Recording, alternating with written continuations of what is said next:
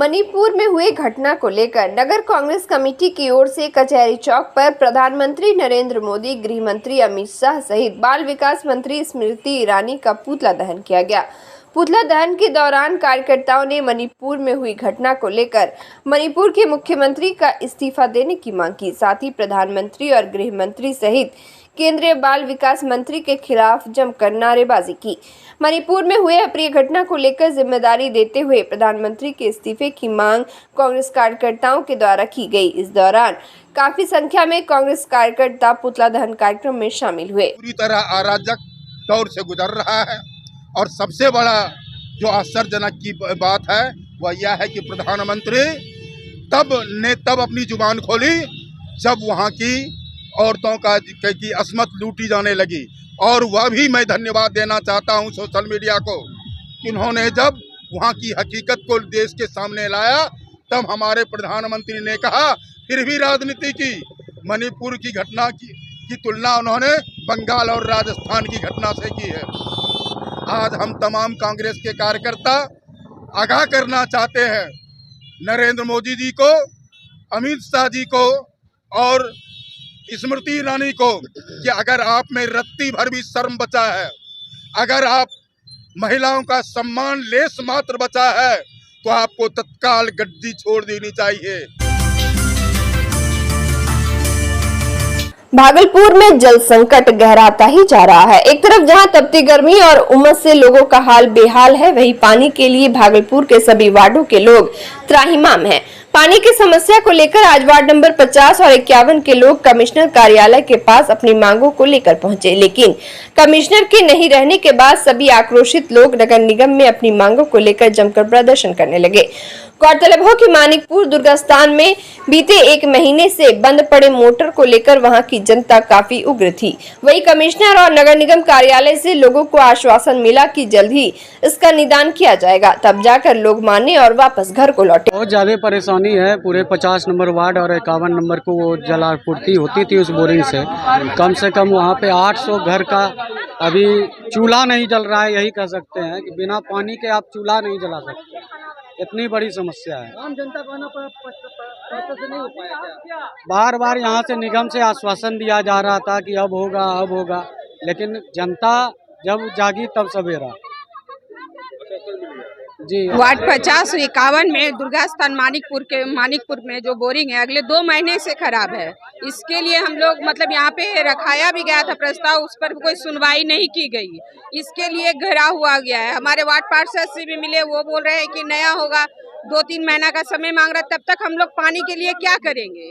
ये समस्या तो रखी हुई है। इसीलिए सभी का कहना है समाज का कि जो पुराना है उसको तत्काल ठीक किया जाए। 2-3 महीना ही रहेगा, तब तक नया का निर्माण हो जाए।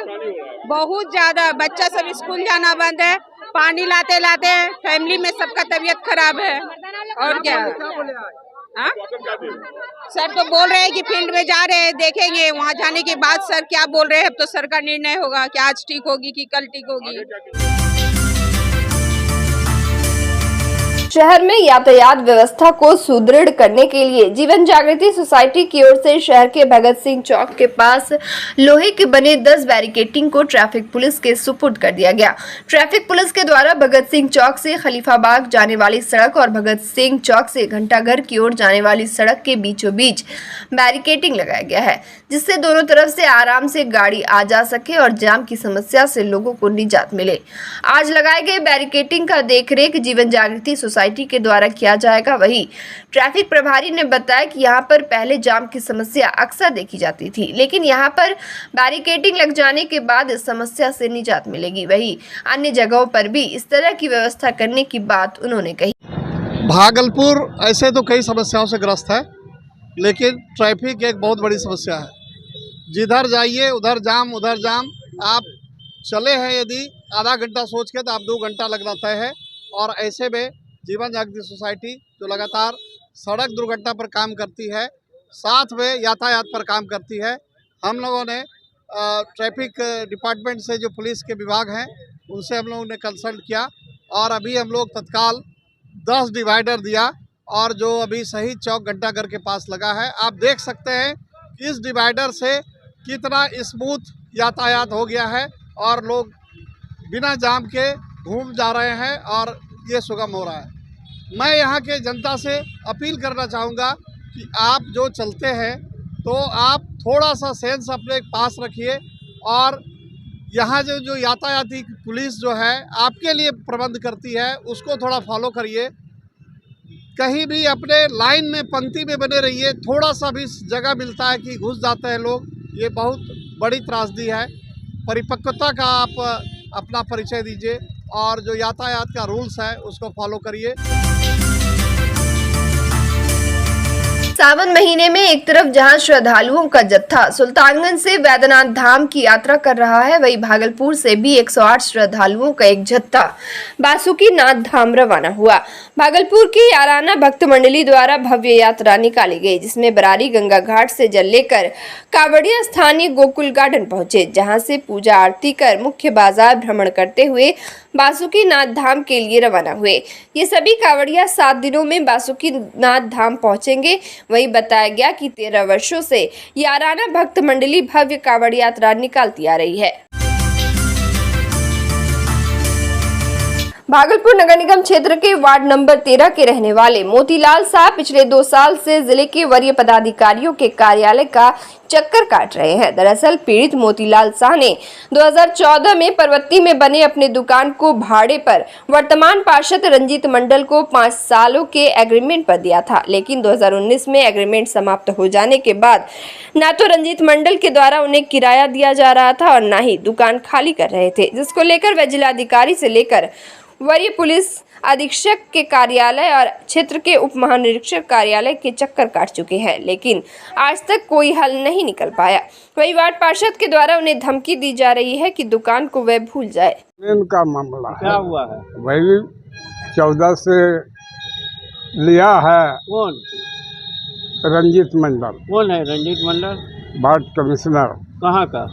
परवत्ती 13 वार्ड। हाँ, उसका लिया तो क्या हुआ? क्या वह स्क्रीन फैक्ट्री खोला है। हाँ, वह खाली निकल रहा है। क्या कहता है? अब कहता है कि हमरा बाप का है। हाँ, अब आपका नहीं है, हाँ, यहाँ से हमरे भगाता है। आप ही भगाता है? हाँ मकान आपका? हाँ। और काहे वही काहे भगाता? कहता है कि हम रहे वार्ड कमिश्नर हो गए, हाँ, अब डीएम तलक नहीं खाली करा सकेगा तो तुम क्या है रे, यही बोलता है। कहाँ कहाँ दौड़े? पहले नाना नाना करता था, अब नाती बोलता है, हमरे नाती। हाँ, दौड़े आप न्याय के लिए? ये डीएम साहब और डीआईजी, हाँ, वो एसएसपी, एसपी, थाना वगैरह गए? हाँ एसपीओ यहाँ गए, क्या बोला गया? कुछ नहीं, बोलता है कि हमारा काम नहीं है। तो क्या है इधर कितने साल से चक्कर लगा रहा है? ईजीओ, वह भी कहता है हमारा काम नहीं है। भागलपुर का प्रसिद्ध बाला बेहुला विषहरी का पूजा प्रारंभ हो गया है। ये पूजा पूरे अंग क्षेत्र में मनाया जाता है। लोगों की इसमें अपार श्रद्धा है। आपको बता दें कि इस पूजा का भागलपुर से खासा नाता रहा है। ऐसा कहा जाता है कि बाला बेहुला पूजा का चंपा नगरी में उद्भव स्थल है। यहीं से इस पूजा की शुरुआत हुई है। मान्यता है कि भगवान शंकर की पुत्री विषहरी ने ख्याति प्राप्त करने के लिए अपने पिता को बोला, तभी पिता ने बताया कि अंग क्षेत्र चंपानगर में मेरा एक भक्त चांदू सौदागर रहता है, अगर वो तुम्हारी पूजा करेगा तो तुम्हें ख्याति प्राप्त हो जाएगी। विषहरी ने सौदागर को अपनी पूजा करने के लिए कहा, लेकिन सौदागर ने पूजा करने से मना कर दिया। तभी विषहरी क्रोधित हो गई और सौदागर के परिवार को मारने लगी, जिसके बाद सौदागर का सबसे छोटा बेटा लखेंद्र बचा। उसकी शादी तय हुई। इसको लेकर उसको कोई क्षति ना हो, इसके लिए लोहे का घर बनवाया गया। घर में मिस्त्री से मात्र सुई भर का छिद्र रखवाया गया ताकि उससे हवा प्रवेश करे। बाला लखेंद्र की शादी बेहुला से हुई, जिसके बाद दोनों बंद घर में सोए हुए थे। तभी विषहरी अंदर प्रवेश कर गई। लखेंद्र को एक मच्छर ने काटा, जिसके बाद उसने अपने हाथ को फेंका और विषहरी को लग गया, जिसके बाद विषहरी ने लखेंद्र को काट लिया। जिसके बाद पत्नी बेहुला ने अपने पति को लेकर केले के थंभ पर स्वर्ग यात्रा को निकल गई। साथ ही स्वर्ग से अपने पति का प्राण लेकर वापस आ गई। बांका जिला अंतर्गत अमरपुर थाना क्षेत्र के भरखो गांव में शुक्रवार की सुबह अवैध खनन की सूचना पर छापेमारी करने पहुंची पुलिस के साथ बालू माफियाओं एवं उनके शागिर्दों द्वारा झड़प करने का मामला सामने आया है। प्राप्त जानकारी के अनुसार बांका एसडीपीओ विपिन बिहारी ने शुक्रवार की सुबह शंभूगंज में छापेमारी अभियान के दौरान बालू लोडे 2 टिपर और 2 माफिया को गिरफ्तार किया। बताया गया कि पुलिस को गुप्त सूचना मिली थी कि अमरपुर थाना क्षेत्र के पैरघा गांव स्थित अवैध घाटों से धड़ल्ले से बालू उठाव किया जा रहा है। सूचना मिलते ही बांका एसडीपीओ ने पैरघा गांव की ओर छापेमारी अभियान के लिए निकल गए। इस दौरान भरखो गांव के समीप बालू लदे 2 ट्रैक्टर पुलिस वाहन को देख भागने लगा, जिससे खदेड़ कर बांका एसडीपीओ ने पकड़ लिया। काफ़ी शिकायतें शंभूगंज और अमरपुर थाना क्षेत्र से मिल रहा था, तो उसी में आज रात्रि को हम लोगों ने शंभूगंज थाना में रेड किया था और 3 टिपर गाड़ी जो है वैध बालू के साथ में हम लोगों ने पकड़ा। और उधर से जब आ रहे थे तो दौड़ते समय 2 ट्रैक्टर यहाँ अमरपुर क्षेत्र में दिखा, तो हम लोगों ने उससे भी खदेड़ करके उसको पकड़ा है। अमरपुर क्षेत्र में दो है, जिसमें एक मिट्टी युक्त बालू है, उसका जांच हम लोग माइनिंग से करवाएंगे और बालू अगर पाया जाता है तो उस पर केस होगा। और एक प्योर बालू है। झड़प की बात सर आ रही है? झड़प की बात तो उस तरह की नहीं है, लेकिन थोड़ा बहुत ये हुआ है, उसकी हम लोग फिर से दोबारा रेड कर रहे हैं। उसमें कुछ गिरफ्तारी भी हुई है सर क्या? नहीं, भी फिलहाल गिरफ्तारी नहीं है। शंभूगंज क्षेत्र में 2 की गिरफ्तारी हुई है, यहाँ अमरपुर क्षेत्र में।